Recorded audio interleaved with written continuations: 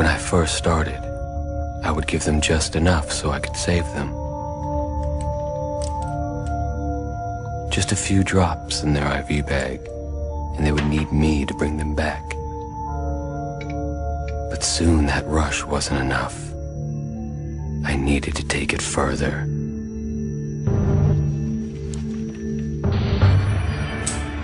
Good afternoon, Mr. Shrimp.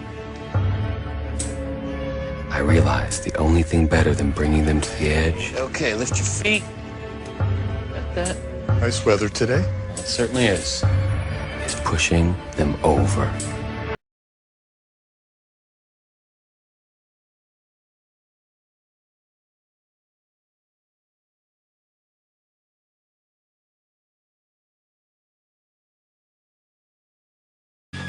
I am not just your nurse, but an angel of death that decides who lives and who dies. How are we feeling today, Mrs. Dean? Take Mrs. Dean. Oh, I'm feeling great. Really? I'm going home tomorrow. Mrs. Dean thinks she's going home, but she's not. Because it's her time to die.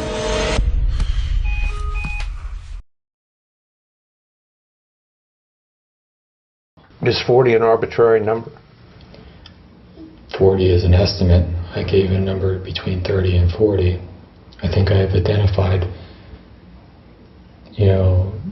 most of them. Look, you pled guilty to murder. But you don't use that word. I think that I had a lot of trouble accepting that word for a long time. I accept that that's what it is. Do you consider yourself a serial killer?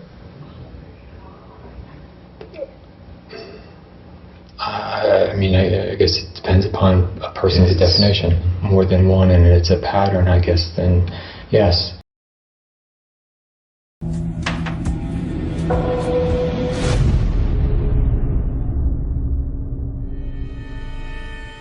I can't even count how many times they start their little investigations. Someone dies. No one knows why. They all panic. Like sheep, terrified of the wolf. Bad publicity scares them more than someone like me. And I can leave. No questions asked. As long as hospitals are scared of lawsuits, I'll never get caught.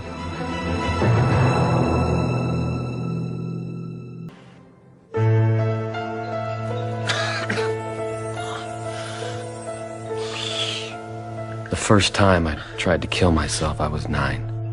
I drank the chemicals in my chemistry set.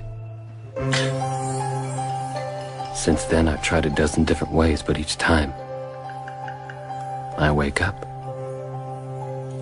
Sometimes I'm in a padded room, but mostly I'm just alone.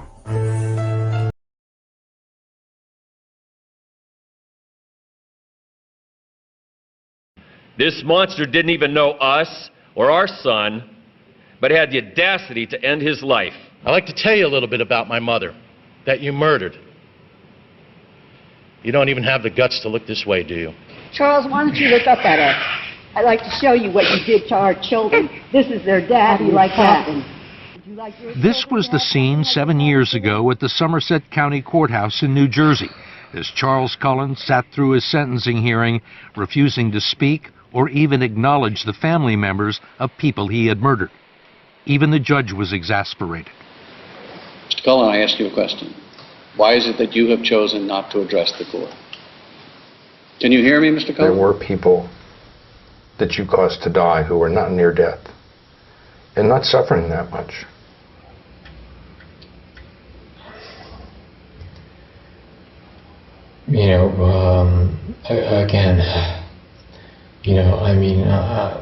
My goal here isn't to justify, what I did. There is no justification.